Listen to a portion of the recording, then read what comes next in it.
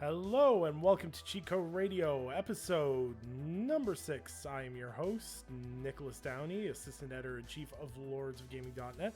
And as always, I'm joined by my good friend. Hey, I'm Ivan Siler, aka Anchorman V2 from the Multiverse Show. Thank you guys for tuning in. Together we are Cheat Code Radio. You can't say as always because I'm not going to be here next week. This is true. This is true. Yeah, you can't say as always. But I mean, yeah, it's going to be a weird fluke of nature in this case. But I mean, technically, no. Exceptions to rules, I before E, except after C, except in beige, and etc., etc. Except a bunch of other words. Yeah, exactly.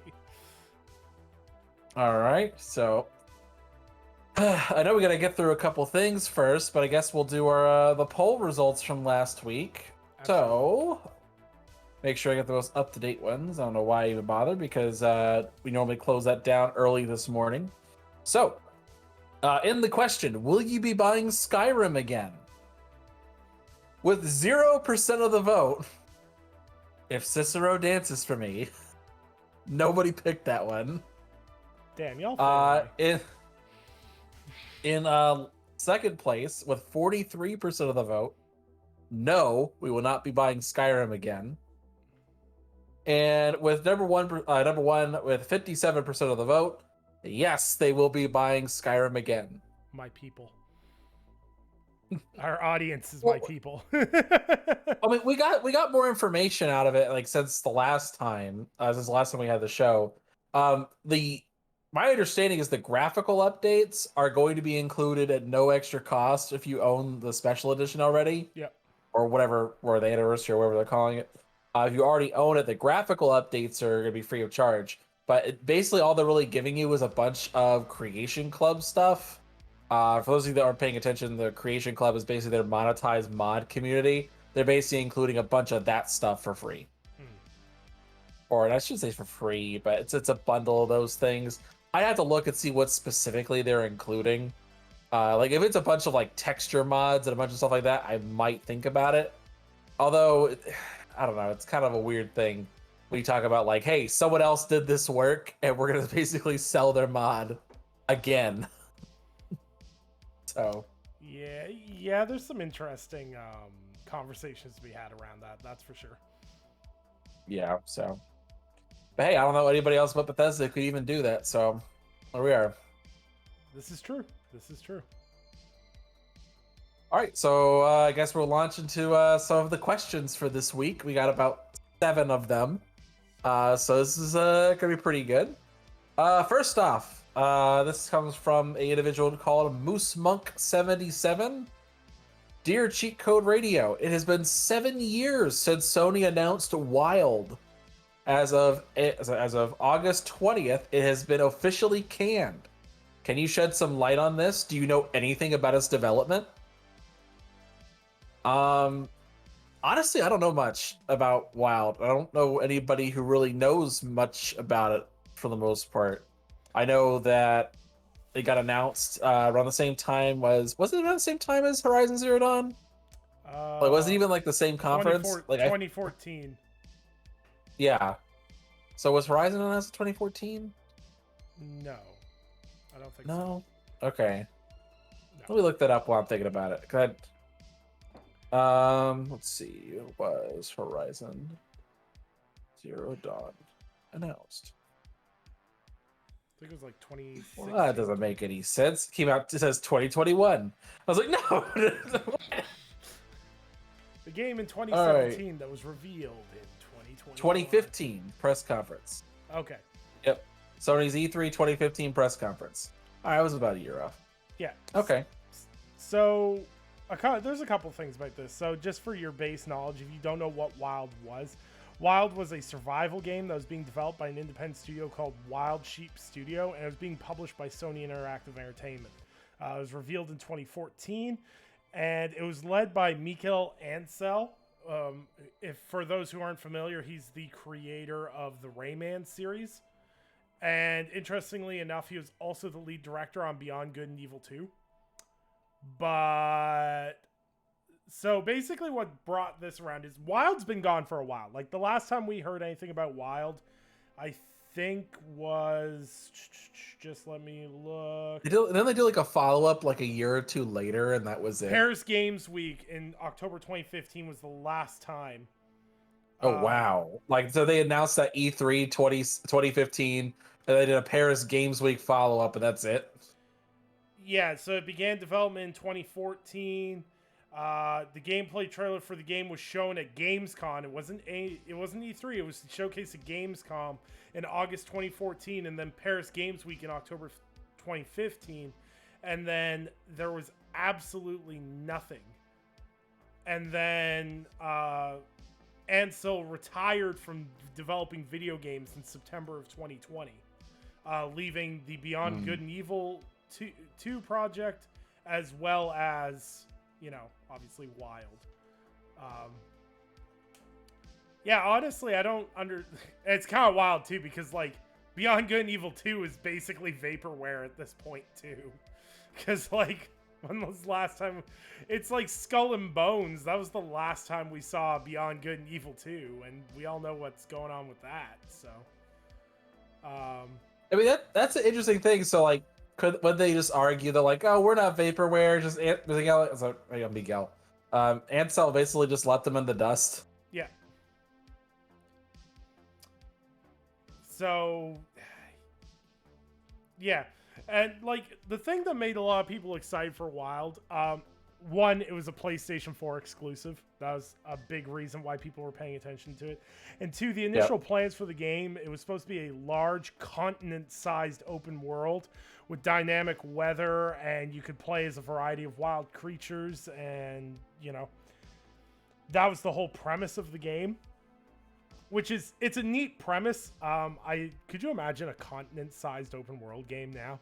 After all the open world games we've gotten over the years? Ooh.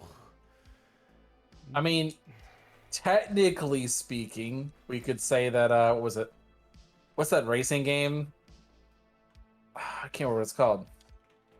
There was a racing game that came out that was basically all of the United States. So, I mean, technically that's a continent size, but we'll see.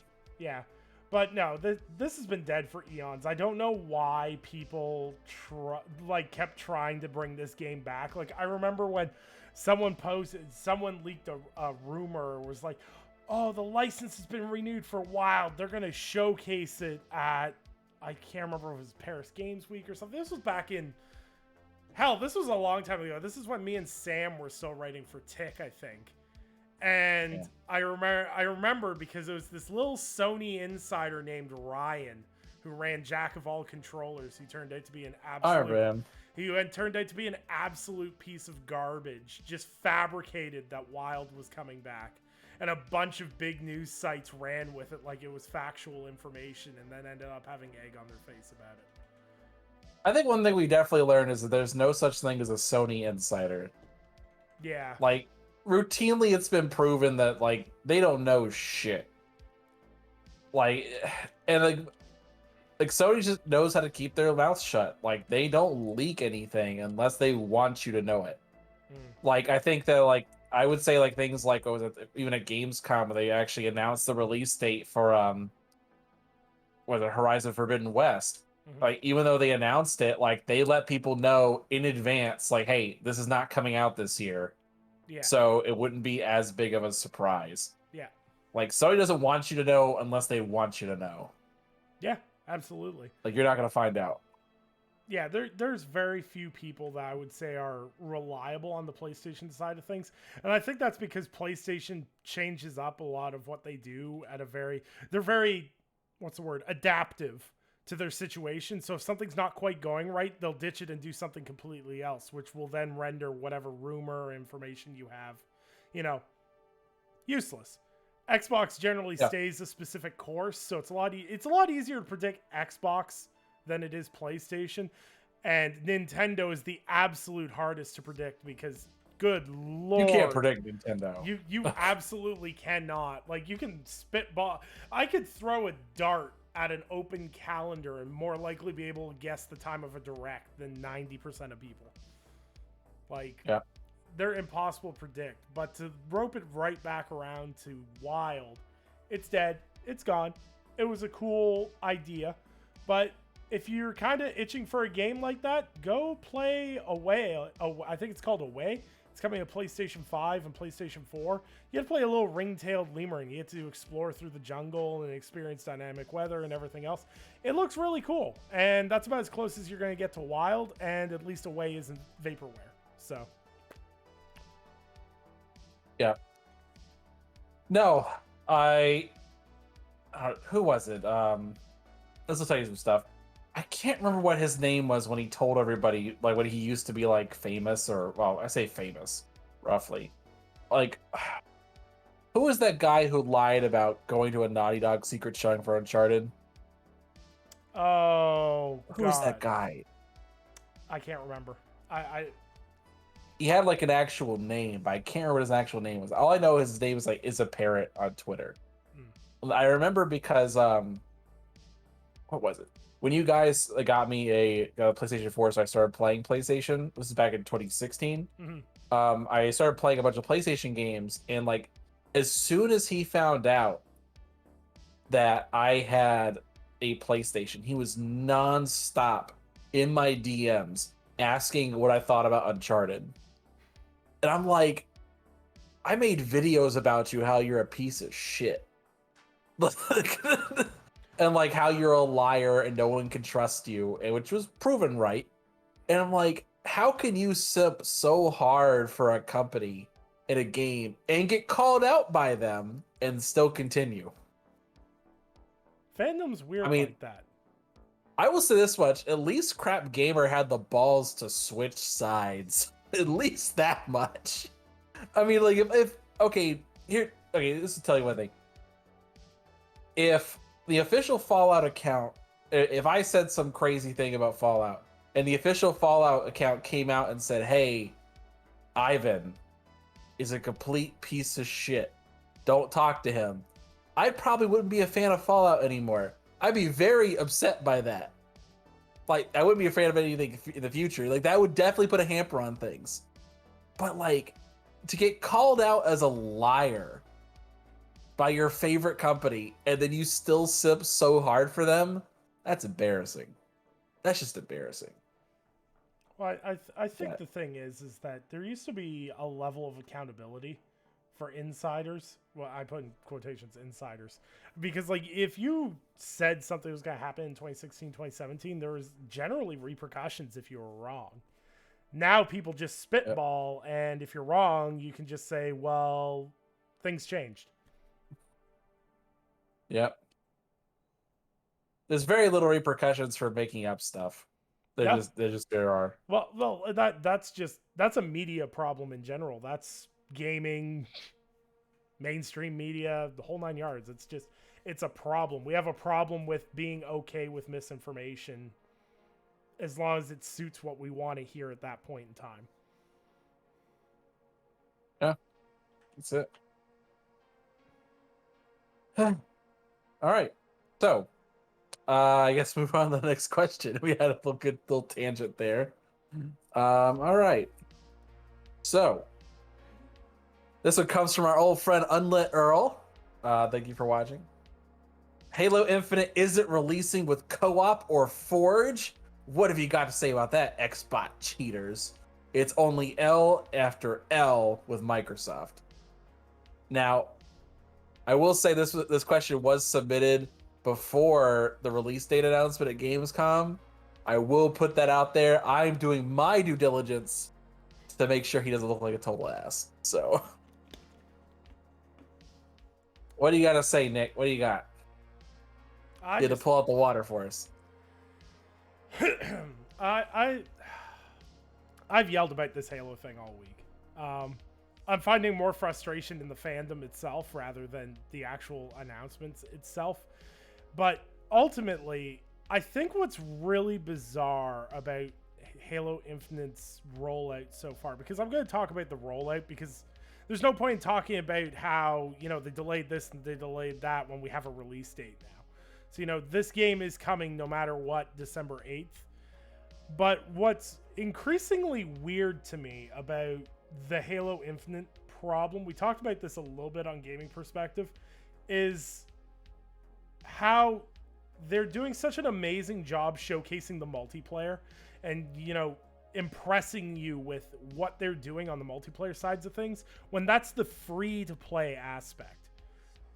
The people that are paying $60 to play this, or, you know, if you're playing it through Game Pass, whatever the case may be, they have done nothing to sell you on the content you actually have to pay for in this game. Mm-hmm. And that's just really weird to me. And, like, I'd shut up if they'd show the campaign. Like, if they had shown the campaign with a release date, I wouldn't even be talking about this right now. But you are so unconfident in the campaign portion of this that you just show more multiplayer and then give the release date. And then you have the Inside Halo article that just released today. And guess what? It's all about the multiplayer. Mm-hmm. We're beating a dead horse. The multiplayer is going to be great. That's awesome. What about the part people actually have to pay for? All right, so here's my thoughts on this. Do you remember last year when they showed off the campaign and it looked bad? Yes. All right, everyone remembers that. Everyone remembers Craig and that sort of thing. Do you remember what 343 did after that? Delayed the game. They delayed the game, but they brought somebody specifically. Joseph Staten. Yep, they got Joseph Staten. And he played through the campaign. You know what he said? No. He said it's great. So here's my thing. If the campaign's great, why did they delay it a year? Here's a better question. And, you know, credit to a lot of people that have been saying it, but what were they going to release this game in last year? Oh, yeah, that's a very good question. It's a very good question.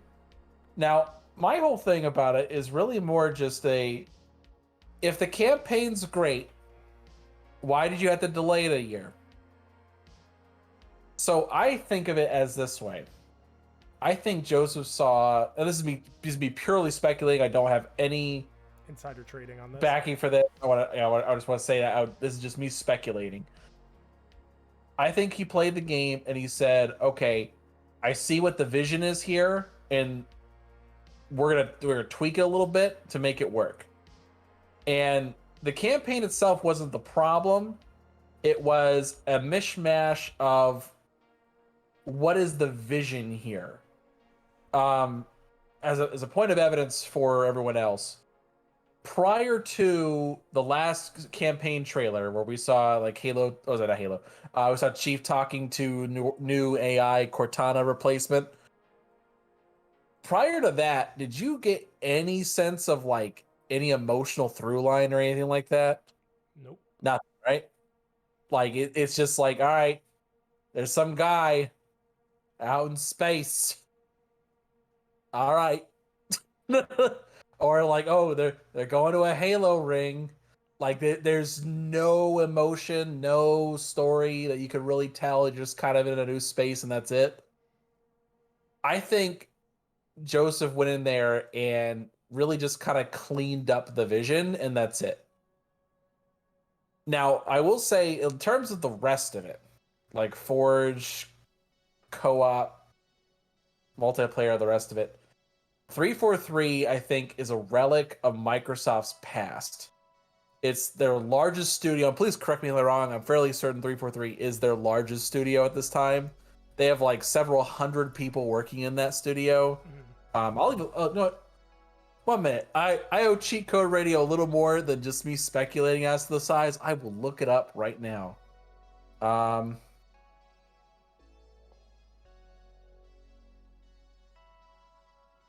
right.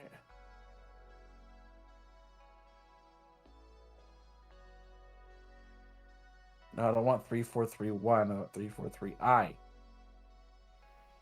Okay.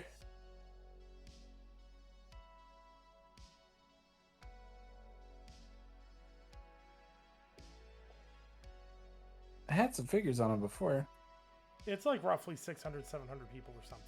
It's a big studio. Yeah, I want to say it was between like 700 and 900 or something like that. There's a lot of people. And Microsoft normally does well when they divide projects up. You can really see that last generation where the hardware team was slacking, but then Mikey Barra and the software team were really dominating. They pushed out a lot of great quality of life improvements, and it was not reliant on what the hardware situation was. They worked on their projects, and that's what they did. So for Halo, they kind of did the same thing. They have a multiplayer team doing their own thing. They have a campaign team doing their own thing. And here we are. The multiplayer team is clearly farther along. They're ready. They've probably been ready since last year. Like, they've just been ready to roll, just launch this thing. And campaign is lagging behind. And I think all the problems have to do with upper management. I think that is pretty much what it is. I think it's upper management doesn't know what they want the campaign to be. They don't know. There's no mission statement for them. There's no vision. And they're just kind of coasting and saying, all right, well, here's another entry in the series. Everyone get off our back. Let's do our thing. And that's it. And I think Joseph went in there and streamlined it and said, all right, now you have a vision. And I think now they're just stuck on co-op because it's the last thing they worked on. And I think they're stuck in terms of the mission structure. I saw like a Reddit thread about that. Did you see that at all? Yeah, I saw. There's a guy speculating. I saw. There was a lot of speculation in that, but there was some stuff that made sense. Made a lot of sense in terms of like why, I think specific. Yeah, go ahead. In terms of like why they needed to delay the co-op with like the checkpointing and everything else. Yeah. Because like normally, like in Halo co-op, if you die, you have to wait till whoever is alive is in a space where they are safe, so you can spawn again. But in an open world system, how do you do that? I don't know. How does Borderlands do it? I don't play Borderlands. Neither do I. But it's a decade-old game that had an open world that you could explore with your friends. Like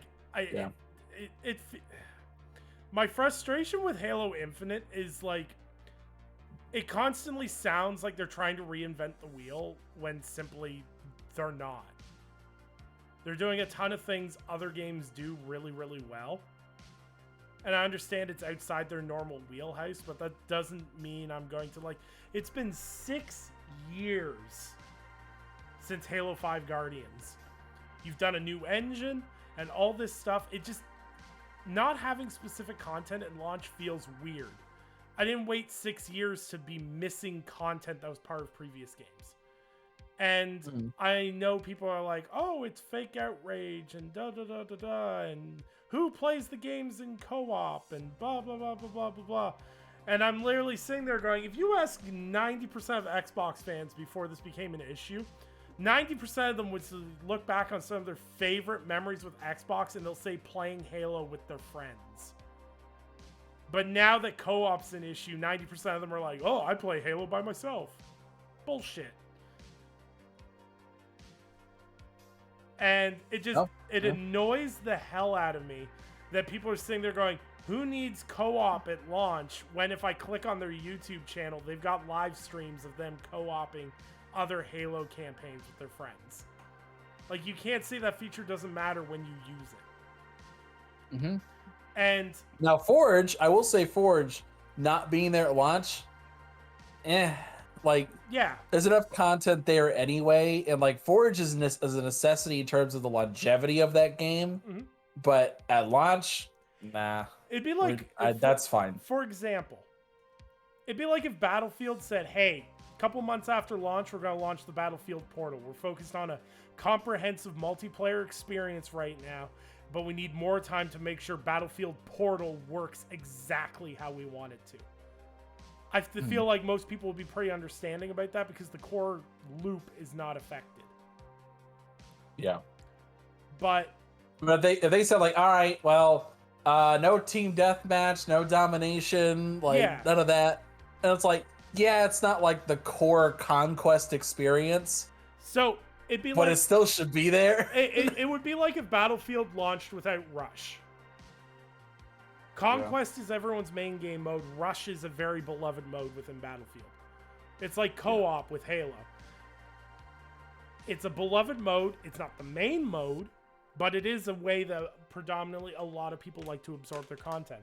And I don't get where people find confidence in this for the campaign at all. Like, I do not understand where anyone feels confident in it at all. Like, to me, I lost confidence in it after they revealed it, and it looked the way it did, and then they had to bring Joseph Staten in. Like, this man is probably only second to Rod Ferguson in terms of bringing them in to fix games. Yeah. Because Joseph Staten came in at the tail end of Crackdown 3 to get that game out the door. Yep. So, I don't have faith in them right now in terms of the single player. The multiplayer looks great, and I'm playing it through Game Pass, but as someone who loves Halo, I just can't sit there and be like, yeah, no, this is fine. Don't show me the campaign to launch. I'm playing it through Game Pass. Why should it matter? No, it does matter. Yeah, no, I totally believe you. Like, it's... You're not going to bring somebody like Joseph Staten in unless there's a problem. But I think it is going to be the management ultimately. Like, I can tell you now, Bonnie Ross's days are numbered. Like, after launch, watch within 6 months, she's gone. I was surprised I could see that. I was surprised they kept her around after they cut, what was the general's name? Lee. Chris Lee? Is that who I'm thinking of? You said the general? No, the I'm trying because my brain went like Dukes of Hazzard, General Lee? Like, no, what? Jeez, no. We have a problem with Halo. General Lee's in it, and we don't know how to get him out.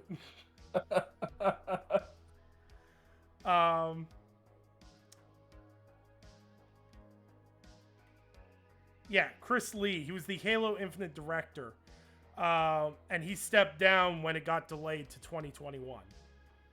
Yeah. He was the partner studio head of 343. Mm. And didn't have much to say when he left. Yeah. It's management. Like I said, it's a management problem. And so, like, I would not be surprised if they go in there and clean house. Because at this point in the game, everybody who actually wants to work on Halo is at 343. Yeah. Like, they want to work on it, but the management, I think, is there. Either don't care anymore or just are in a position where they just don't have any vision for the franchise and they just want the status quo to be maintained. Mm-hmm. And that is just not a possibility right now. Like, the status quo for Halo is not sustainable. Well, and too many other games have come in there and taken their market share away. That's the thing, is like Halo was cutting edge for its time. And you look at the FPS games that have come out since, Guardians released in 2015. That was a pre-Doom 2016 and pre-Doom Eternal era. Like, there's studios in Xbox Game Studios now that make better FPS games than 343 does. Yep. Like, what do you do? Yeah. I think now they're in a weird position because now they got like was it Splitgate? Splitgate is already Splitgate's technically in beta, but you can play it. I don't know, it's kind of like that weird spot that like Fortnite was, where it was in beta for like 2 years.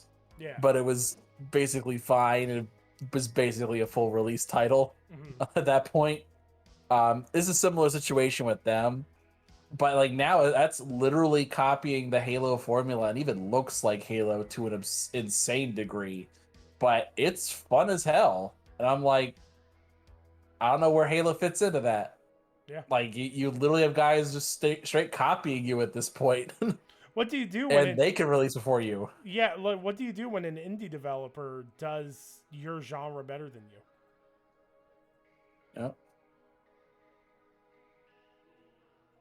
But yeah, I don't know what you do at that point. Nope. But yeah. All right. Let me see here. Get another question here. All right, this one comes from Whiskey Fandango. What's your favorite soda? Dr. Pepper.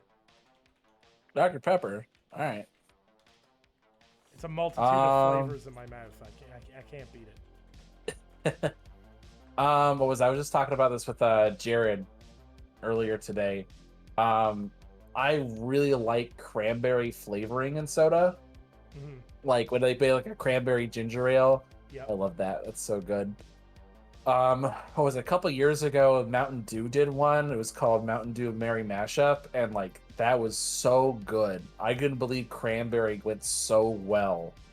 It was like cranberry pomegranate with Mountain Dew. It was such a weird mix, but it was so good. What else is there? But yeah, I don't really have any like loyalty in terms of that. Most of the time I drink tea. But yeah. Bloody British. Well, no, sweet tea, sir. We don't do that stuff. We do sweet tea here. All right. Next one. Oh, here's one that's interesting. This comes from Lucio Maine. Both you and Nick were big Overwatch fans back in the day. What do you guys think of Overwatch 2 so far? And what would it take you guys to get back? Well, without the obvious Bill Cosby-sized elephant in the room, in terms of Blizzard and Activision as a whole, obviously that's a discussion in itself, but we'll focus solely on Overwatch and Overwatch 2 as games. For me personally, and I don't know how Ivan feels about it, the reason I stopped playing Overwatch is because in comparison to a lot of multiplayer games, the content just wasn't there. There was massive gaps between new characters, new maps. There wasn't really any... Like, the events were cool, but after they came up with a handful of events, they just ran the same events every year. It'd be like, oh, look, Lucio Ball's back. Oh, look, this is back. Oh, look, it's the Halloween event. Like, I understand if you have a formula that works, work with it, but put a little bit more effort into it. Like, getting excited for the skins was all there was eventually. And I never spent a penny on Overwatch skins, and I feel so proud of that in comparison to the thousands of dollars I spent on Smite skins. But yeah, like, it was just the repetition of it all for me. Like, it was just the same stuff over and over and over and over. It's like a handful of maps with the same characters, with the same 14-year-old kids screaming, playing Reaper. Let's see. For me, I got into Overwatch when it came out in 2016. I was at a point where I didn't really have much to do in terms of shooters. Because the point that launched was like right before the summer started, I want to say. I just didn't have anything else to do over the summer, and it worked out really well. Right. I myself have also never spent any money on skins. I also wear that as a badge of pride. I did buy the game at one point, but like way later, like 2 years later, like in 2018, 2019, I bought it. Because that had to be 2019, because I was like, oh yeah, they're doing Overwatch 2, and they're promising that like if you own the game, you could still play all the new stuff. So I might as well own the game and like pay like a $10 or $15 upgrade fee and just go Overwatch 2 at that point. Like that was my mentality at least. I was like, all right, fair enough, I'll buy that then. But for me, I just got really bored with it. And for you, I guess it's the content rollout, and that definitely had a part to play. Because like Rainbow Six, they drop like 5 to 6 operators a year. Yeah. And like Overwatch drops like 2 or 3. Like it's not a lot. They don't drop a lot of characters. No. And like right now, like I think they don't even have dropped anybody new. I don't recall anybody, but no, they put a freeze on until Overwatch 2. Yeah. And they keep delaying Overwatch 2, so yeah, the game that was supposed to come out in 2019. Yeah. or are they? I don't know if they said 2019. I know they said 2020 initially. I know that much, but I don't know. I don't know if it was 2019 when they said that originally. But it, and like this is coming from someone who actually watched Overwatch League as well. Like I watched that, and a lot of it just got really stale, and I got really tired with anytime there was controversy whatsoever. Blizzard would basically sweep it under the rug with something completely unrelated. Mm-hmm. And I remember that, like, I think the first time I really noticed it was, what was the event? It was something, I don't want to say it was like, I don't want to say it was the Shanghai thing, but I know there was another time, like, something came out and it was like, oh yeah, like Overwatch or Blizzard, something bad in the news has come out. By the way, Soldier's gay now. And it's like, that has nothing to do with this, and you're using this as a way to obfuscate from the criticism. Mm-hmm. And it was like, okay. And like it's not just like, not even just like once. Like they did this a lot. Yeah. And they always did the same thing too. It was always like, oh yeah, something else happened. Oh yeah, Tracer's gay too. And it's like, okay, why didn't you announce that a while ago? But the other thing too that really annoyed the shit out of me, and I know you'll agree with this too, story content. People wanted story content for the longest time, and Overwatch basically refused to give any. They waited like about a year, I want to say. It wasn't until like the anniversary of the Uprising event that they did, where they started actually giving some real story involved. Mm-hmm. And it was like, oh yeah, like this is what we want. And like they just did a drip feed for years to the point where I just don't care anymore. There's more lore for Overwatch on Pornhub than there is in the actual game. Like it's just a drip feed, man. Like I don't want to do the drip feed content anymore. Like I want stuff. Like give me something. And like, yeah, I'm interested in some story content, but it's kind of too late now. Like the world's been around for over half a decade. I feel part of the problem is like what the problem with the original Overwatch was the lack of direction in terms of what they wanted to roll out, when they wanted to roll it out, how it would roll out, etc., etc. It didn't really seem planned really well. Like they never seem to like roll something in with Overwatch League. Like this is something Call of Duty knows how to do like the back of their hand. Like, you know, roll a new battle pass in while you're rolling in the esports while you're doing this, and it's all cool. Same thing as Rainbow Six Siege. Rainbow Six Siege does a fantastic job of creating anticipation for their esports league while also driving players for new content at the same time. It's a great balance. And I think the thing that really disappoints me with Overwatch is Overwatch 2 just seems like this completely unguided mess. Because first it was, hey, it's going to be a free upgrade for all Overwatch players. And now they're like, it's more than that now. And I'm like, am I still getting my free upgrade? Like, the last meaningful Overwatch stuff we got was at BlizzCon, where they broke down a bunch of new maps and stuff and a bunch of new like perks and how, you know, the team systems would work, how balancing would work, and all this other stuff. And now we haven't heard anything again. Mm-hmm. Yeah, and now we're just in the dark, and I'm like, well, bye. Like it's really hard to care about Overwatch anymore. Mm-hmm. I will say, like, whoever does all their costume design work, they're, you know, make their own game. Like, do Costume Designer 5 or whatever. I don't know. Just do your own game. Like, you guys are doing great work, but you can't lift up the entire game at this point. Absolutely. It's just not interesting anymore. Absolutely. So what would it take to come back, though? I think is the root of the question. What would they have to do to come back? I need to see them do something meaningful, like legitimately meaningful, like something like change McCree's name. No. I can't believe in a week where you literally were accused and have been caught shredding documents of sexual harassment that you're like, oh, here's a perfect time to change McCree, who's named after someone who was featured in a photo, you know, in the Cosby Suite. Like, oh my God. What, like, I don't understand what they're doing. I understand misdirection and trying to use misdirection to, you know, better your position or whatever, but this is just sad. Yeah, so you don't know what, for people that don't know what we're talking about. So literally before the show went to air, or for recording, Overwatch put out this letter, and I'm just gonna read it verbatim because I think it's classic shit that we just pointed out, where they do something completely different and then obfuscate from all the real stuff, and then do something completely different and then paint themselves as like really great people.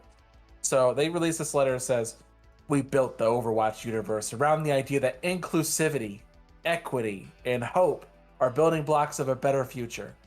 They are central to the game and the Overwatch team. As we continue to discuss how we best live up to our values and demonstrate our commitment to creating a game world that reflects them, we believe it's necessary to change the name of the hero currently known as McCree to something that better represents what Overwatch stands for." I read this point, I was like, does McCree mean something I don't know what it means? Like, what? And so they said, "We realize that any change to such a well-loved and central hero in the game's fiction will take time to roll out correctly, and we'll share updates as this work progresses. In the near term, we have planned to kick off a narrative arc in September, supported with new story and game content, of which McCree was a key part. Since we want to integrate this change into that story arc, we will be delaying the new arc until later this year, and instead launch a new free-for-all map this September. Going forward, in-game characters will no longer be named after real heroes, so real employees, and we will be more thoughtful and discerning by adding real-world references in future Overwatch content. This will help reinforce that we're building a fictional universe that is unmistakably different from the real world and better illustrates that the creation of Overwatch is truly a team effort. Work on these updates is underway, and they are just a part of our ongoing commitment to honest reflections and making whatever changes are necessary to build a future worth fighting for. We know that actions speak louder than words, and we hope to show you our commitment to making Overwatch a better experience in-game and continue to make our team the best it can be. Sincerely, the Overwatch team." And people reading this are like, what the hell is going on here? What? What I love, instead of doing any form of meaningful change, we're going to change the name of a character because we want you to feel like that's such an impact to us. It's like, we changed the name of a character. We're learning. No. And watch them not even really do it. Watch them be like, oh yeah, he feels really bad about something, so he adopted a masked persona. Oh my God. So he's the masked stranger. Yeah, that's just what you need in Activision Blizzard. Some guy wandering around the studio with a mask. Yeah, great idea. It was McCree all along. No.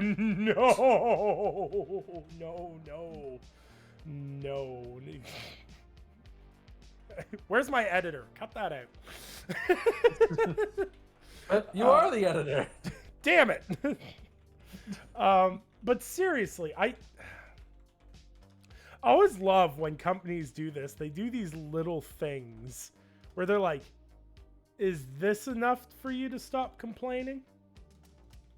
Yep.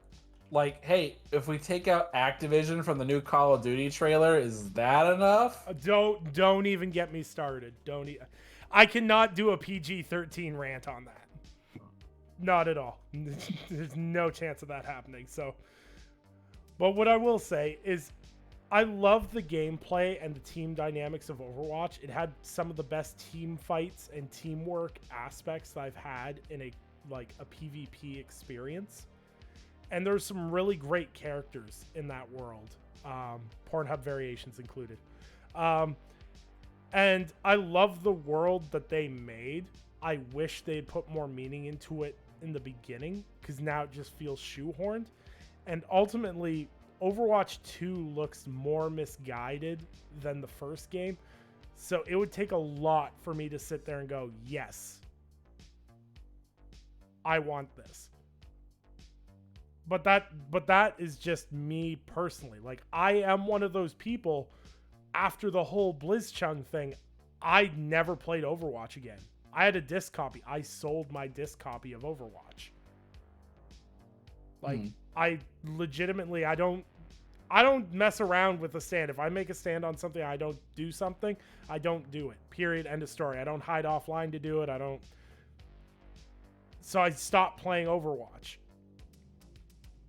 And I don't play Blizzard games right now because of everything going on. And that's a choice. But Blizzard itself needs to make design choices within their games that are meaningful to its player base again, as well as solve the culture issues they have in their own studio before I'll go anywhere near any of their games again.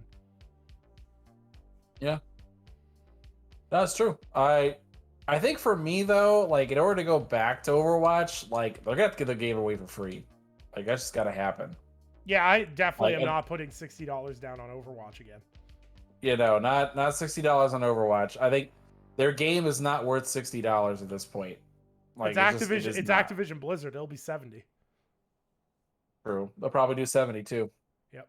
But yeah, it's just definitely the product is definitely not worth that money anymore. And I gotta see some significant improvement on it, whatever it is. But the textures on Reaper's new coat.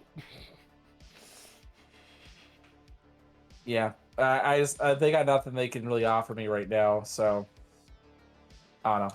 It's sad. I played the shit out of Overwatch. I had a good time with it. Same. That was the one game where you, me, Fame, Mike P, and Sam would all cohesively sit down and play a game. Yep. So, but yeah, that's just kind of it for that. So, got nothing else to say about that. Nope. I think that's it for that topic, at least. All right, next one. Let's go. This one comes from Mr. Inferno. Saints Row. It's back. Thoughts? Excited. Honestly, I am stupidly excited for this. Because, like, Grand Theft Auto sucks now. I need a good Saints Row again.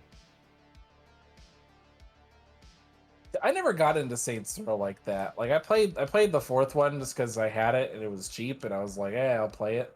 So like, I heard like I don't this game has like a franchise story, and I get that. So hold up, the only Saints Row games you've played is the fourth one? Yep, that's it. I tried to play the third one, but it was just too far gone at that point.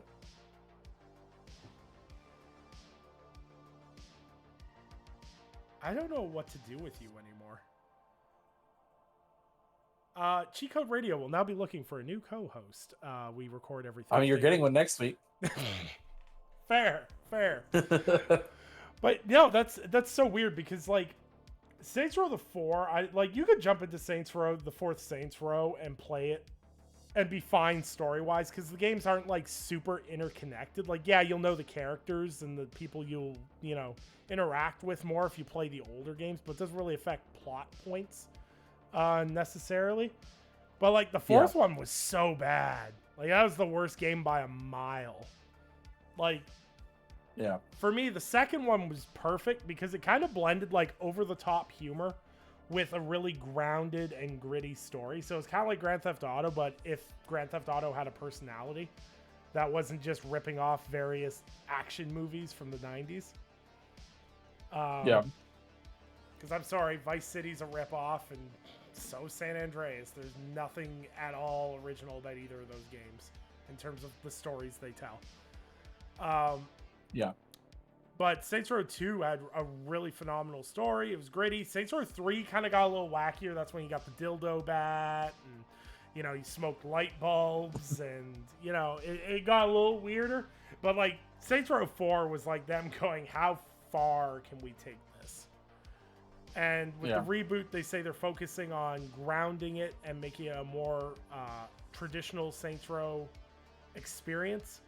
So that means no more superpowers, I'm hoping, and I'm just excited for that because, like I said, GTA 5 hasn't done it for me since the 360 and the Xbox One, and soon to be the Xbox Series. But yeah, I'd love to just those goofy open sandbox games again, like Crackdown 3 and things like that. You just don't get those anymore. Mm-hmm. No, I agree with you, dude. Like, I had never really gotten to the GTA either. Like, the first GTA game I could actually stomach myself to finish was 5. So that's mainly just because they made more of a effort to have a story. So at least for me, that's a major thing. Like, so for me, like, Rockstar is just kind of hit or miss for me. Like, immersion wise, they're great. Like, I can't, like, they go way too much detail for most of their stuff. So I give them props for that. But like, the only games I finished have been the most recent stuff where they've kind of gone away from their MO. Yeah. So I'm like, that should tell you, like, I'm not a big fan of Rockstar. Well, actually, I think prior to GTA 5, Bully was the last one I finished. That's a good game. So that is a good game. Yeah, see... But yeah. Go ahead. Good. No, go ahead, man. Like, see, for me, is like, Rockstar's constantly trying to ground themselves in realism, and I appreciate that to a certain extent, but I want them to take it to that next level with the realism, with what they've done with GTA 5 and stuff. Like, if I want to co-op rob a bank with my friends, I want to get to a point where I don't care if it's GTA that does this. Realistically, I think Rockstar is the only developer that would spend the time to do this. I want to get rid of the magical bag inventory in a game at some point. Like, if I want to go rob a bank, I want to have to be able to, get out of my car. Yes, I have my handgun. Go to the trunk of my car, open the trunk, pull the shotgun out of the trunk, and then go into the bank. You don't get to hide it in your armpit and then pull it out once you're in the bank. Like, I want that level of detail. And if Rockstar is going to obsess to that level, I want them to do that. That would be amazing to me. Like, you imagine doing, like, basically Payday 2 style heists in, like, GTA with that level of detail where, you have to plan your inventory out. You can only have so much ammo on you and things like that. Like, it's exciting to me. No, like, I think that's a thing with Rockstar, honestly, and I would like to see that level, and like they got pretty close when it came to Red Dead Redemption 2. They got pretty close to that, where it's like, all right, you can carry 2 rifles and 2 pistols, and that's it. Like, like if you want more, you got to go to your horse, and your horse has all the stuff on it. And I'm like, all right, fair enough. Like, that would be a fun trade-off, and like, I think if they made it so GTA specifically became a, hey, hyper realistic RPG light kind of situation, and well, maybe not RPG, but it's a long story, you make choices and things like that. If they did something along those lines, and then they said, all right, but it's like hyper realistic gameplay, but it's also going to be like, quirky parody level of story arc. Like, I think that would be fine. I think that'd be a good MO for them to have. But no, like, it just, I don't know, Rockstar is kind of weird. They just don't make games I love anymore. Yeah, that's not really. That's the only way I can put it anymore. It's like, they just don't make those games that snag me in anymore. Like, Bully was such a unique game because it was like, hey, go be a dickhead at a private school. Okay. Like, yep. Like, they just made really different games for a long time. And now they're hyper-focused on one thing. And they're less interesting because of that. To me, personally. Yeah. No, I think you're right on that. But, like, okay, so, like, Saints Row, like, please correct me if I'm wrong. So, the thing with Saints Row was, I know they were going for that at least that side I mentioned before, where it was, hey, we're realistic, but we're gonna dial up our gameplay to 11. And I know Yeah, the first two Saints Row games were very gritty gang type games that were all about gang violence, big shootouts. A lot of the bosses, especially in Saints Row 2, were like ridiculous in terms of like what they did, how they acted, and things like that. But it was, overall, this tone was serious, and there were some really dark moments in that game that they take it to a goofy level, but in certain dark moments it was like, wow, okay. Like there's a specific scene that's seared into my brain in Saints Row 2, I think it is, and the one character, Gat, basically somebody kills his girlfriend in front of him, and they chase him out of the house, and they chase him to this cemetery or whatever. And he proceeds to just absolutely lambaste this guy and just punch the bejesus out of him. And then when the guy goes to get up, he literally punches him through a tombstone. And the only line he's saying through this entire thing is, "Get up."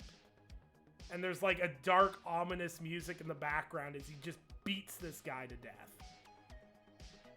And like, it's not the best acted scene in the world. It's not the most intense scene I've ever seen in a video game. But over a decade later, that scene is still seared into my brain because it just delivered an intensity that I was not expecting. And if they can find that and balance it out with less of the goofy run up walls and groin kicking aliens, then I'm in.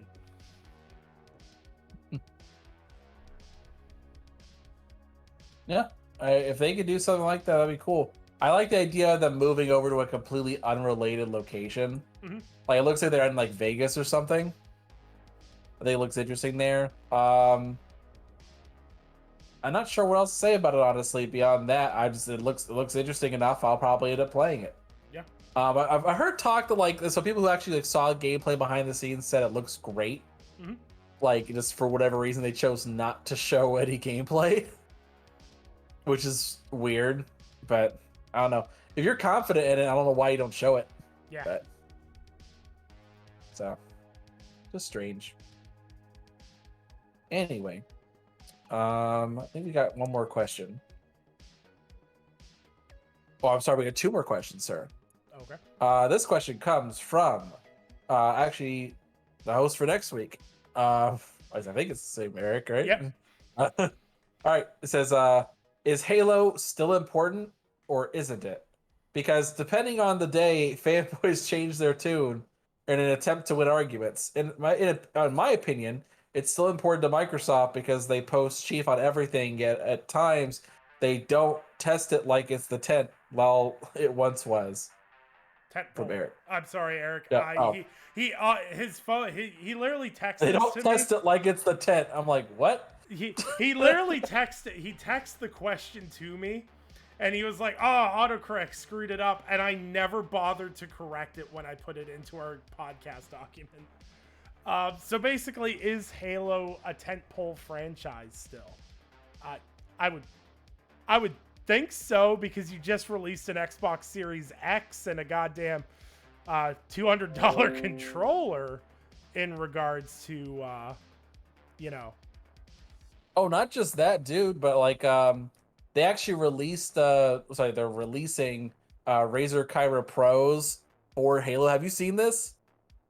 There's Razer headsets for Halo? No, dude, like I have the Razer Kyra Pro on right now, as you can see. Yeah. We're not sponsored by Razer, so whatever. But you guys could actually they are making Halo themed ones where it's like Chief Green on the top here. That's normally the Razer logo, is the UNSC logo.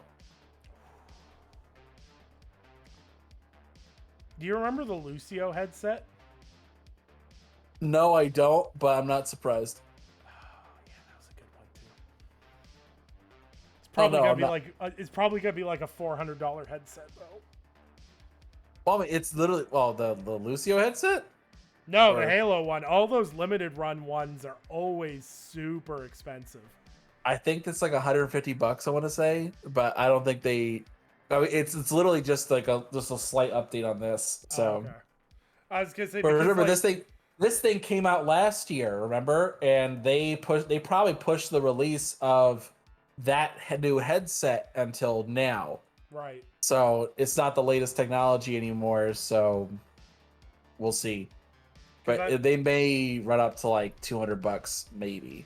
Like because you remember the Cyberpunk mouses from Razer that were like $300. All that Cyberpunk gear. It's gonna be the next big thing. But yeah, I think.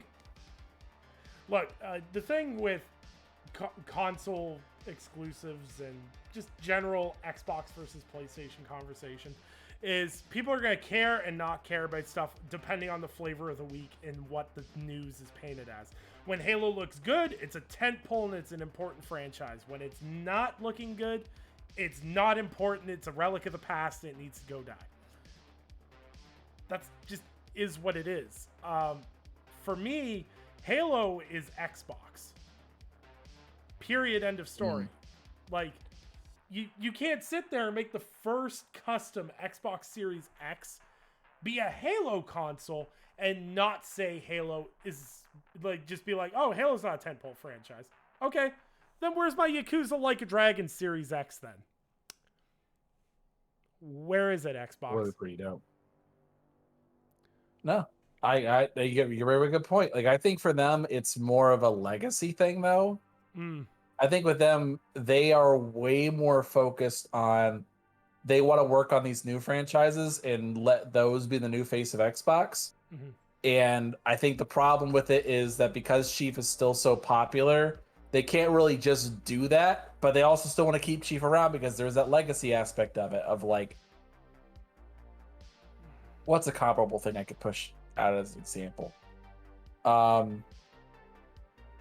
So when people talk about like old school Sony and PlayStation stuff, they always show Crash Bandicoot, right? Right. Like it's like the face of PlayStation. He was their mascot. Right. And Sony hasn't had an exclusive Crash Bandicoot game in over a decade or more at this point because they sold it off to Activision. Yeah. So it's not. It's only a thing because they believe it's a thing. And it's a legacy thing, and they continue showing it, every so often. Like, just kind of as a reminder of like, hey, look, we've been around the block for a while. Like, we've been doing this for a while. And for Xbox, Chief is that person for them. Where it was, Chief was the OG Xbox, Marcus Phoenix was the 360. And so I'd argue Forza was the Xbox One, because there were a ton of Forza games during that time. So like for them, like there's a game that represents every single one. And right now they're at the precipice of a new generation for them, where they kind of got all their ducks in a row and they've kind of figured things out. And now they just want to say, all right, who's the next one? Who's the next? What's the next game for us? Yeah, I feel like they're trying to push like Senua to the front for Hellblade 2, and like I feel them kind of like they're like, come on guys, new stuff. Yeah. But Halo's always going to be part of that legacy. It's kind of like, as much as PlayStation tries to not admit it, like Sly Cooper is another one that is a huge part of their legacy that they're like, shh, stop. Go to sleep. What's a Sly? Yeah. Like, I never heard of it. Yeah. Cory Barlog is now doing official PR for Sony. Is there going to be a new Sly Cooper game? Never heard of him. But no, like, I think that's the problem, is like, I think PlayStation's done a fantastic job of segueing mascots, because they're like, hey, Aloy. Fame will argue with me till he's blue in the face that Aloy is part of the new face of PlayStation. And that's an argument I'm not going to win to say otherwise. Yeah, because I would say it's true. They plaster her everywhere. Absolutely. Like she's a great representation of the PlayStation brand in terms of. And she's not super. Well, I would say that. I would say it's more. It's like, hey, this is a unique looking character, and it's a woman, so it's something different, and it looks interesting. I would say, because the only reason I say that is because PlayStation MO is depressing.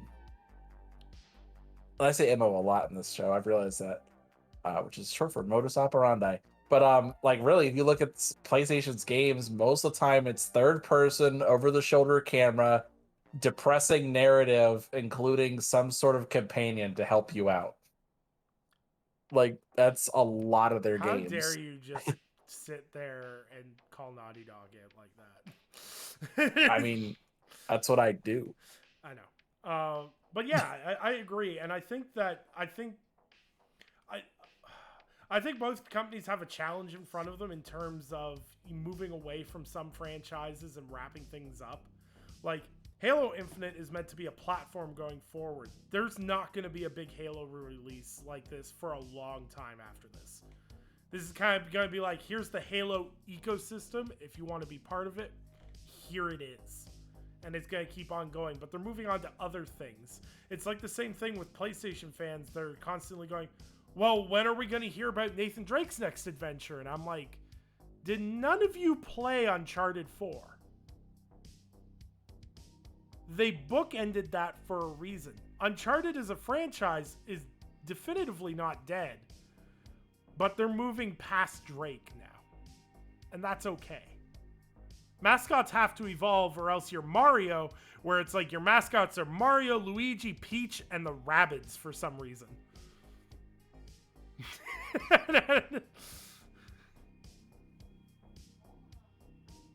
Yeah. I don't know, man. I just, with Sony in particular, they have weird choices, at least in terms of who they want to be their future. Like I said, they put Aloy everywhere, but I don't think it's the best representative for them. Probably Ellie's a better representative for their current status. Angry, never mind. We're not going down this path. Yeah. Anyway, that's I would say it's a better, at least, model, but that's just me. Anyway, but yeah, going back to Microsoft of Halo, I just feel like Halo. I'll say it. Halo's got to evolve or die still. I think that's kind of the reason why Microsoft's kind of like hesitant about it. And like I will say this as well with Halo, this particular time around. Keep in mind they blew a lot of money on the marketing for Halo last year. Yeah. For it to get delayed. So they blew a lot of money. That's why you're not seeing them put like a ton of money into the marketing this time, comparatively speaking. Because I remember like last year, I don't know if you remember, as I was paying attention. There were like Master Chief, like there were toys everywhere. There was Master Chief like Halloween costumes. They did a partnership with Monster Energy drinks. Like they did a ton of stuff.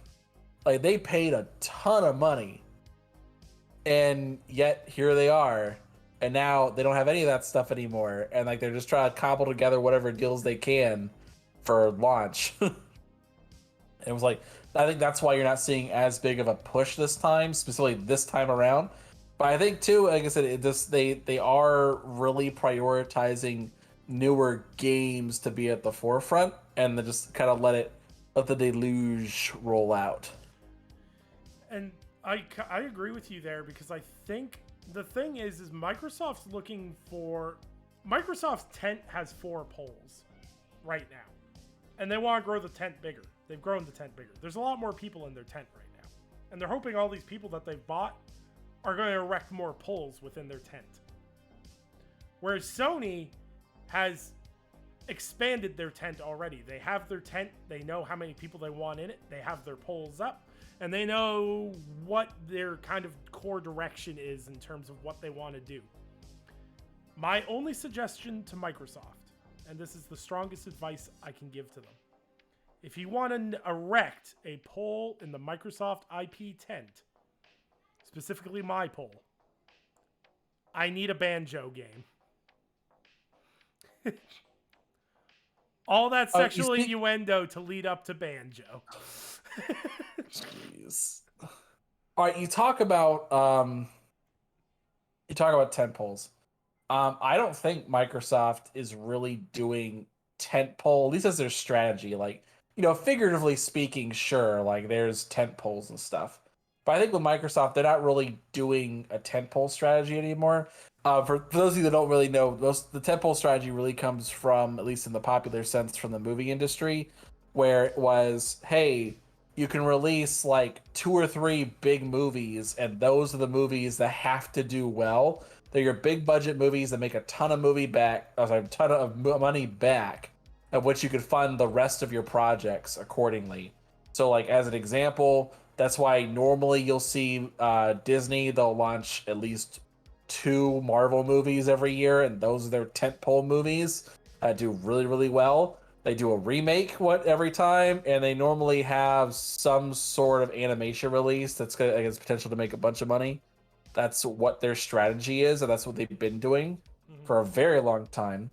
A lot of companies do the whole tentpole strategy, and it works for them. However, the downside of the tentpole model is that if you fail, if one movie bombs or doesn't make as much money, more than just that is screwed. So, like, as an example, redirect that a little bit. So, as an example, like if you have Warner Brothers and let's say you're doing a Batman versus Superman movie, or more specifically, a Justice League movie that's supposed to be extremely important, that gets delayed, it has reshoots, and costs a lot of money to make and market, and then it makes $600 million and doesn't even break $1 billion. $600 million is a lot of money. That's great, but it doesn't match to what you put the money you put into it. Right. And so that hurt them and the rest of their little industry there. And so the tentpole model, at least in terms of games, Microsoft traditionally would be like, all right, here's our either Halo or Gears is coming out this year. Here's another Forza and some random game. Right. And they would do that. They drop it around the holiday. These are our tentpole games. So an example of this model, like PlayStation would be a pretty good example of a tentpole model. So for argument's sake, the failure in that model is something like, I'll use Days Gone as an example, is a failure in that model. Because Days Gone, while it was highly successful and profitable, spent a lot of time in development and cost them a lot of money. So their margins weren't as good, which leads to the decision to not make a Days Gone 2, correct? Under that model. Partially, basically. Yeah. Okay. Although I think with Sony, they're way more interested in review scores than it comes to actual money. Like, money's important. Money is always going to be the ultimate deciding factor, but they really care about review scores first and foremost. And Days Gone was not reviewed well. But like, it sold more than a lot of other titles. And like, I would say it made its money back, but these were all problems that could have been fixed. It wouldn't have been an issue, but here they are. Yeah. So I think that's also a factor that needs to be considered. Mm-hmm. But like, I think when Sony, like, let's say last year as an example, because last year was a good example. They had at launch, it was, not at launch, well, let's say at the beginning of 2020, it was supposed to be like in February originally, but they pushed it back to June, like I predicted back in 2016 when it initially was announced. Last of Us Part 2 came out, big game, big tentpole, made a ton of money. Ghost of Tsushima came out like a month or 2 later, did really good, made a bunch of money. Here we are. They're talking about sequels, doing a director's cut, expansions, all the rest of that stuff. So that's great. And then like by the end of the year, like they weren't really doing any tentpole stuff, but it was just little things that would make some money. Like, here's a standalone DLC for Spider-Man, right? For Miles Morales. Here's Demon Souls remake. Right. Like the sales from Ghost of Tsushima and Last of Us Part 2 funded those other projects. Right. So I mean, that benefits them. And whether or not those games succeeded or failed didn't matter. It was basically bankrolled off of the success of the other projects. Yeah. Okay. So I think that would be a thing. But I think Microsoft's moving away from that model. I think for them, it's like, because they're not really concerned about how many sales they get, it's about subscribers now. Mm-hmm. I think for them, they care more about user engagement first and foremost. Mm-hmm. But I also think it's more about having routine amounts of content come out specifically. Mm-hmm. And that's their number one concern. Absolutely. So tent poles in the Microsoft franchise, in the Microsoft tent would be like Raz from Psychonauts 2, the brother from 12 Minutes. Man. We can't spoil that yet. They haven't had a chance to even play that. I'm not spoiling anything because most people won't get that far in the game. Yeah. But no, I think with them, for Microsoft, they're not really concerned about having like 4 giant tent poles and that's what survives. It's just more like, all right, we're putting out a ton of games. Some of them may hit, some of them may not, but it's gonna go around. I think of it more like, all right, this is gonna go way back for you. So you remember back, like way back in grade school, like possibly even kindergarten, when they would pull out the big rainbow parachute and they make you everyone raise it up together, and it would raise it all up, and then you like let it go down together, and then and after you got raised up really, really up high, you would pull it over your head, then sit on it, and then let it deflate slowly. That's the Microsoft strategy now. So we don't need tent poles. So things come and go like a fart in the wind. You've heard here first, folks. Xbox's business strategy is the parachute strategy. No, it's like they don't need tent poles. This is just a fart in the wind. Like it may raise everything up, it may not. We'll see what happens. Yeah. Well, and at this point in time, it's hard to argue content value of what they're doing. Like the past few weeks have been insane in terms of what Xbox is dishing out right now. So, you know, their models get paid dividends eventually. It's just, you know, they had to get there. But we'll wait and see how they go. Yep. All right, and last question. This comes from Quentin Quiet. Psychonauts 2 is out. Have you guys played it at all? Well, Nick, have you played it at all? You know I'm frauding. I ain't played it yet. My work decides to... Every time, I feel like I say this at least once every, like, couple of months, where I'm like, work's finally calming down. I'm going to get to have some free time. I'm going to get to play some games. I'm going to relax. I'm going to have a good time. And then the next day, everything just gets thrown in the gutter. I've just endlessly been working this week. I get like an hour to game a night, and let me tell you, I spent most of the time just staring at the home screen going, I'm so tired. So no, I have not played any Psychonauts 2 yet, but I plan to tomorrow and then a bit on Sunday. Right. I have been playing it. If you guys are watching us on YouTube, like that's my gameplay. I played for 2 hours. I will not be streaming any more of it. I enjoy it way too much. I don't like streaming games I like too much because I especially this game where like there's so many little jokes and stuff. I think you have to play it to experience it, and I'm not playing any more than the 2 hours of gameplay that you have there. So I'm not going to show it to you that way, at least. So don't expect any more content from me. Now Nick may do something, but I'm not going to. All right, so I had never played Psychonauts before, like last month. Just never got around to it. Game came out in 2005 on the original Xbox. I just never got around to it. Never heard of it really. I was like, well, Psychonauts 2 is coming out. I mean, Psychonauts 1 is on Game Pass. I guess I'll give it a shot. And I played it. I beat that thing in a weekend, and I loved it. Every minute of it. Such a blast. Love the dialogue. Narrative is just on point, and like the level design is just excellent. They deal with mental illness in a very interesting way. Like I would say prior to Hellblade, like I don't think any other game had tackled mental illness in a unique way like this before. Mm-hmm. I'm sure there's probably some like weird indie game I hadn't thought of that's like, oh yeah, they did that, but like this is actually interesting, actually fun. And I played this one like with the expectation of like, all right, it may be a little worse than the first one. I mean, it's 16 years later.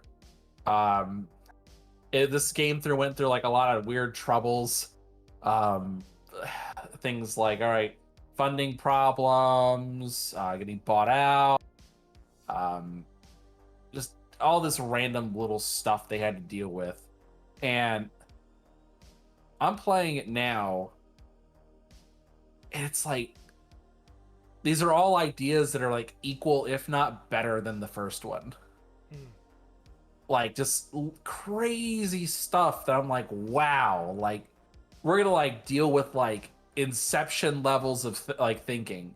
Like, all right, how do you change someone's mind and like personifying it and making a mental connection, or dealing with like addiction as a concept, and just doing little things like that. Like, wow, like this, they put a lot of thought and effort behind this. This is great. And then like not only doing that, but then like I think the first time I played, I kept dying initially because like in the first game, there's not a lot of like enemy variety. Like it's mostly just kind of reskins of the same few enemies, like mostly sensors. But like they introduced like 4 or 5 new enemy types like right out of the gate. And you're like, what? Like, how am I supposed to fight these guys again? What? And like everything about it is just so well thought out. And I'm just like, wow. I just I'm struggling to think of problems with it. And normally I'm a very critical person. I'll at least acknowledge when there's a problem, but I'm really struggling to find any legitimate issues with this game. Like I think the only issue I've seen, and I've only seen it because I'm playing on Series X, which is the superior version of this game right now. There's a little bit of texture pop in. I mean like a quarter second sometimes with flipping between cutscenes. You'll see like the higher detail stuff on like Raz's jacket. Takes like a quarter second to pop in sometimes, but that's it. Like that's the only thing I can see wrong with it. And I'm just like, I've met Tim Schafer. I think he's a dick, but I got Tim my hat to him. Like this is great. I'm like, game's got to recognize game. I gotta put aside personal beat to experience this quality masterpiece. Like I'm loving this game. Like definitely top 3 game of the year situation for me. I need to get Tim Schafer on a show with you and me. Yep. You gotta do it. You just Hey, you can get him. Do it. I'll ask him what happened to my business card. What'd you do to it? For those of you who don't know, so I went to E3 back in 2016, and I remember I saw Tim Schafer. Never played a Double Fine game. Never cared. I saw him and I was like, I could probably get him for Tick Podcast. I go up to him, say, hey, Mr. Schafer,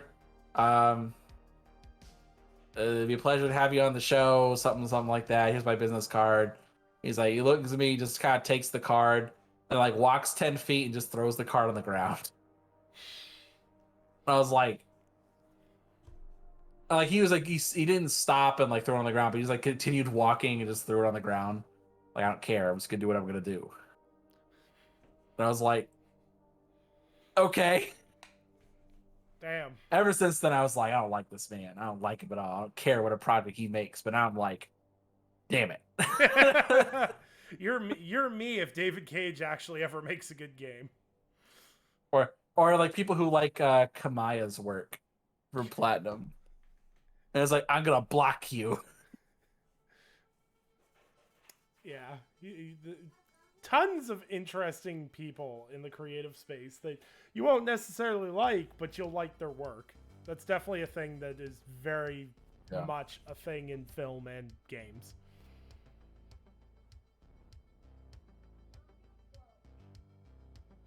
Yeah. So, I don't know. Did you play the first game, Nick? Yep. What do you think of it? I loved it. Like you said, you covered a lot of it in the base. What I just like about it is it's just kind of like there's something about platformers from that era that is just so good to me. I can't put my finger on it. I've tried to write about it before to try to explain what it is, but there's something so special about that era to me that it's just such a hard thing to put a finger on it. But what I appreciate about Psychonauts the original so much is its ability to touch on like adult tones while being a platformer. Right? Like, that's just something we don't see a lot of. Like, when you think emotional games, it's typically third-person action games that portray, you know, things that make you feel emotions or something. It's a story that's meant to make you feel emotional. I found Psychonauts just kind of made me sit there and go, huh. It just kind of makes you mull things over in your head and it just gets you thinking about things. And it's really weird to have a platformer do that because you think of, like, how brain dead of an experience like Mario 64 is, right? Like, you can play, like, Mario 64 is one of my favorite platformers of all time, but my brain is distinctly turned off while I play that. Whereas I feel like with Psychonauts, my brain is like in hyper mode, just thinking through everything because it talks in a way that I can't describe it. I feel like an idiot, but I can't bring those thoughts around. As someone who's like struggled with mental health for so much, to have a game that just like clicks like that is just, it's so cool. Yeah. No, like it's really a blast. I think prior to this, my favorite platformer was Banjo-Kazooie. No, Psychonauts is. That should give you that. Yeah, like, it's better than God tier Banjo. Yeah, it's great. So, I can't wait for you to play it, man. Can't wait for you to play it. It's gonna be interesting. Yeah. All right, so I guess that leads into our main topic. So what's our main topic this evening, Nick? So, we're going to talk about some of our favorite games so far since the launch of PlayStation 5 and Xbox Series consoles. So, the whole premise of this is up to the date this show is recorded, up before the release of this current generation's consoles. So this can include anything on either platform or wherever the case may be.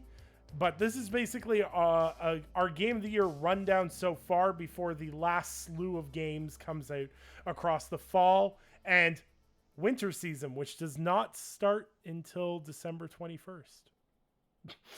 Oh, you say winter doesn't start till then? I say it's normally like November. So this was a whole argument. I know the winter solstice starts on December 21st. I know it does. Yeah, but, so Halo Infinite is still a fall game. I mean, whatever.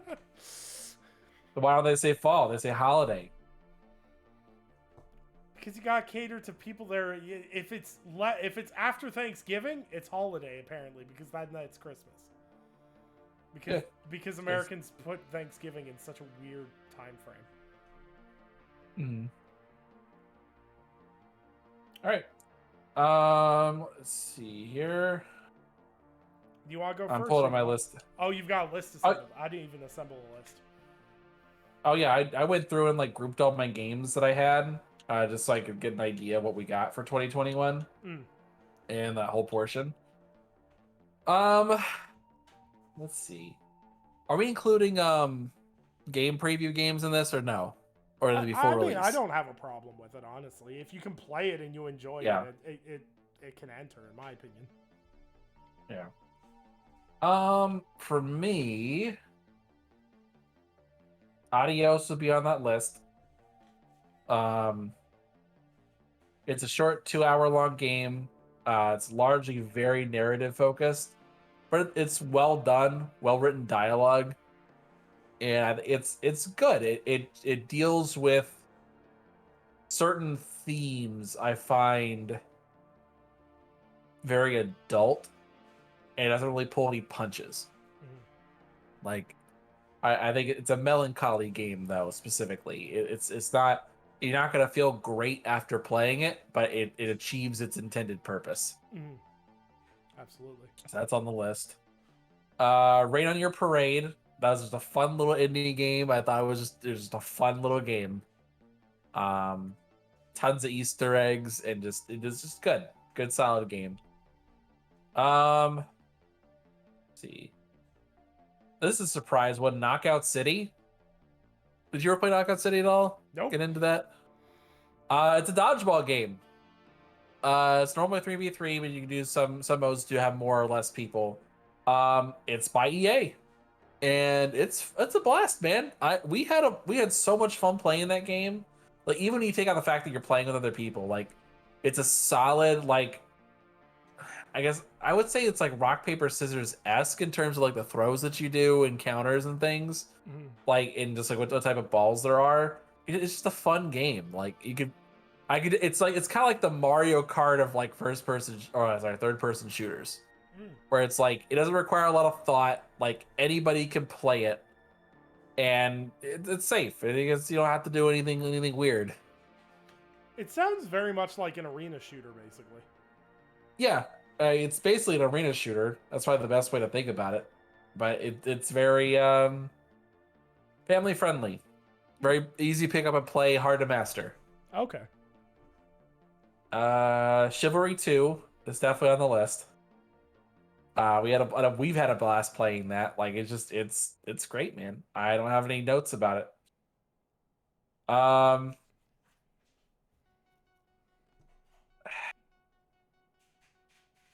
So other than that, like, there are other games I've played. Like, I played like the Ascent, Flight Simulator, Splitgate, Hmm. Hades. Hades came out last year technically. I like those are okay, but like probably right now at least, like Psychonauts 2 is the top of the list. I Mm. may have like a recency bias towards it because it's the last thing I've been playing. But I've been having a blast. But I've already talked about how much I like the game, so I'll let you take it from there. What do you got? Well, I've got a couple of games that just absolutely hit this year, and a lot of my stuff's earlier in the year. So for me, one of my most memorable games I've played so far this generation was launch day on my Xbox Series X and booting up Yakuza Like a Dragon. Like, Shit, I forgot about that. I cannot tell people how good that game is. I do not like JRPGs typically, and I love that game. The characters are hilarious. There's a deep emotional story. Your side quests and your typical grinding that is in a JRPG is so memorable because there's all these Mhm. weird characters, and it's so human. And so many more people need to play that game. It's on Game Pass right now. Go download it. Go buy it. I've got the Steelbook. Eric was good enough and sent me the second Steelbook because he had duplicates. Like, I love Yakuza Like a Dragon. It's by far one of my favorite games this generation so far by a mile. A second one is obviously, this one is a no-brainer for a lot of people that know me. Hitman 3. That came out in January. One of my favorite stealth games of all time and the best Hitman game by a mile. It beats the brakes off every past installment. It improves so much of the game mechanically, as well as making it perform in a much better and more fluid way that just everything felt so much better with it, while also adding a cohesive narrative to the game and like wrapping up a detailed story. And it was so good. Like, I want to go back and unplay that game to replay it again because it was just it's so good. And I know IO's doing other things now, and they're looking to the future, but I so much appreciated that. And I think the most exciting thing about the Hitman 3 launch was seeing so many people that had never touched the franchise before, jump in and play it. I am such a nerd when it comes to that stuff. When I see people jumping into games that I love, I'm just like, yes, I hope you like it. I hope you like it. Like, it's such a weird mentality to have. Like, I'm not like hyper aggressive about it like a lot of people are online, but like, it really brings a smile to my face when I see someone being like, oh, well, I've never played Hitman before, but I loved Hitman 3. Like, I did a Hitman 3 spoiler cast on my channel with 3 people who had never played Hitman games before Hitman 3 had come out. And we all talked about how much we love the game and how they want to go back and back play it. And like, that's just such a great feeling to have. And I wouldn't trade that launch for anything right now.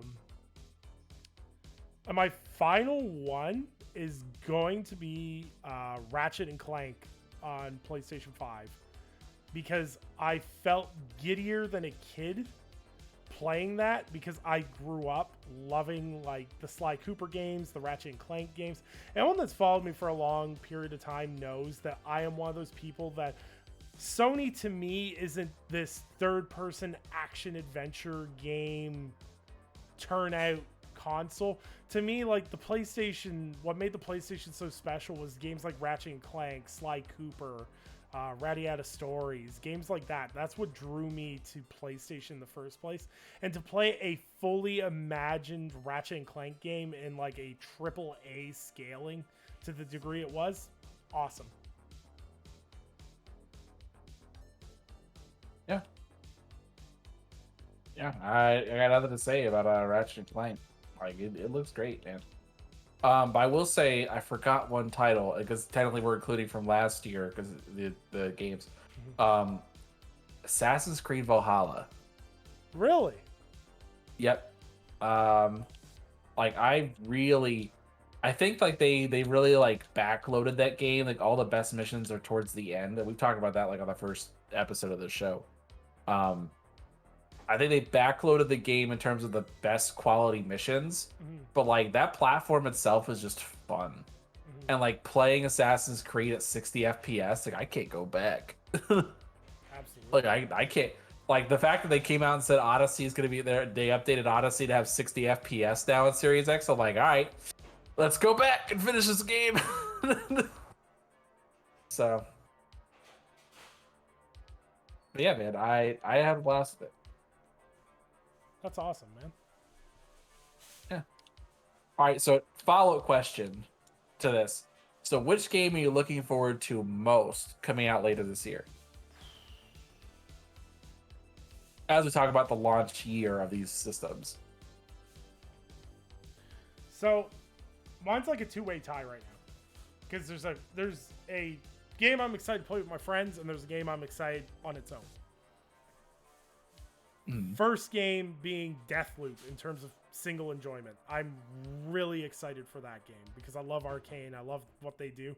And the fact they're making an FPS game, like everyone knows FPS games are my jam. 100% behind Deathloop. But the other one I'm most anticipating for? Battlefield, baby. Battlefield with my friends, that's going to be so much stupid fun. Like I am beyond excited for that game. Yeah. What about you? No, like Battlefield is my number one. Like either way, like even if I'm playing it alone, like I'm gonna have a blast at that game. I'm ready. Like well, I guess I have a close second. I guess I think about it more. Back 4 Blood's on that list, but now that I played it, it's like all right, temper expectations a little bit more. Like that one's gonna be fun playing with friends specifically. But Battlefield, like. This is a game built from the ground up for next-gen systems. Yep. And I definitely get that impression from looking at it. And I'm just ready. I'm like, yes, I am ready for a next-gen only first-person experience. Like, let's do this. Battlefield 4 was the initial game for me last time, and now it's going to be Battlefield 2042. So I'm ready. Battlefield with some extra numbers. Yep. Whole bunch of extra numbers. 2,038 extra numbers. Well, it's 37 because we have Battlefield 5. Or that's technically Battlefield V, as I'm being told. It's not really Battlefield 5. Oh my god. I'm like, I can't do that, guys. It's not how this works. Battlefield V. Oh no, I think what pissed me off was Call of Duty Black Ops 4, and they didn't put a 4, they just did 4 Roman numeral 1s. And I'm like, I hate you. Man, wait till they do Black Ops 5 where it's 5 Roman numeral 1s. Jeez. No, they'll probably do a V at that point. They'll probably just confuse people. Actually, no, now you think about it, they probably just make it a Mega Zombies game and just do like 1, 2, 3, 4, 5. Like tally marks. Oh god, it pains me because I know you're right. They'd probably do something like that. I agree. It'll happen. Oh boy. So Anyway. But we got a poll question to wrap us up, don't we?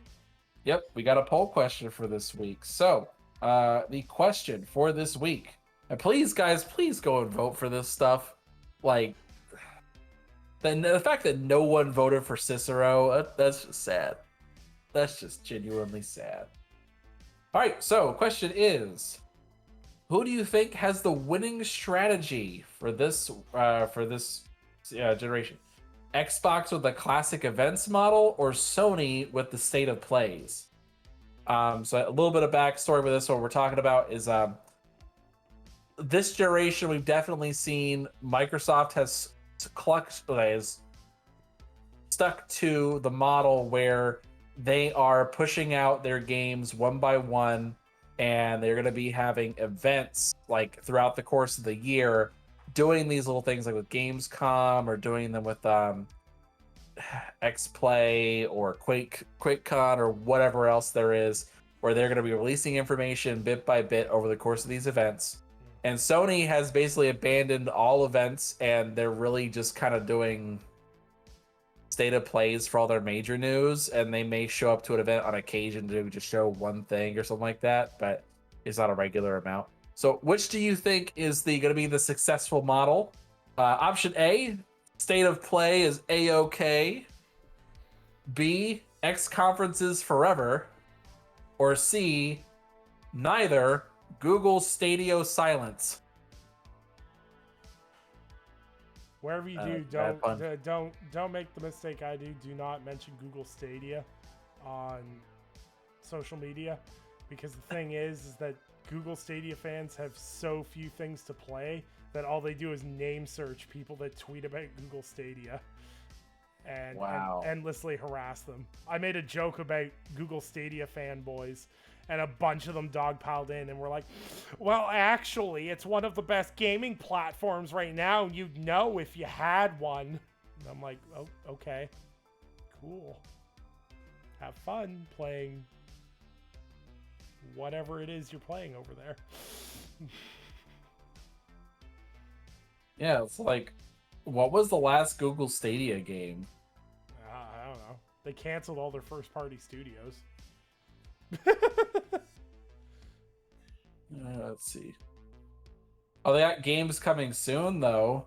Like I was looking at what they have. Borderlands 3? Assassin's Creed Valhalla's DLC. Ooh. Life is Strange True Colors. Merrick's Market. FIFA 22. They have Far Cry 6. They got that. Riders Republic. Basically just Ubisoft titles. Farming Simulator 22. Super Animal Royale. Young Souls. Windjammers 2. Zorro the Chronicles. You see this? This is me cozying up with my mic right now, because this game list is making me sleepy. But yeah, answer that poll, get involved. It's a great time. Yeah, we'll post that tomorrow when the show goes live, so, or today when you guys watch it, so that'll be a thing. I know Nick's tired. Look at his eyes. He's drooping right now. Look at him. He's so tired. He just wants to go to bed. I am one sleepy boy.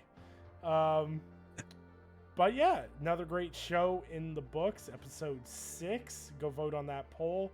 Don't forget, check us out on Spotify, YouTube, wherever you choose to consume your podcasts. Ivan, where can people find you? You guys can find me on Twitter at Multiverse Show. I also stream on Twitch. That's where you see most of this gameplay if you watch us on YouTube. At Multiverse_show. You can also find me on YouTube at Multiverse Show. We normally do a show on Monday nights, so we're on a little bit of a break right now. Because I'm busy with wedding things for my brother. So fun times there. Pretty much good to go after that. You want to find me on Xbox? It's Anchorman V2. PlayStation, Nintendo, wherever else, same thing. That's it. That's all I got for you guys. Right on. And I'm Nicholas Downie. You can find me on Twitter at Nicholas_Downie. You can find all my written work at lordsofgaming.net and my other podcast, The Gaming Perspective, live on Tuesday nights at 8 p.m. Eastern Standard Time. You can find that on YouTube at The Gaming Perspective. And I appreciate all you guys tuning in. And Ivan will be gone doing wedding prep next week, or doing the actual wedding. I don't know. By the time of recording, I will be in Raleigh, North Carolina, for rehearsal. Right on. So Yeah. Ivan will be gone next week. I've got Eric Jackson of Basement Radio Arcade, of course, Gaming Perspective, Infamy, filling in for him, and we've got some great stuff we're going to talk about. And then Ivan will be back the week after that, and we'll keep on rolling. Appreciate you guys that support us, that submit your questions every week. You are the lifeblood of this show. And we will see you guys next week at Friday, 8 a.m. Eastern Time. Bye-bye. See ya.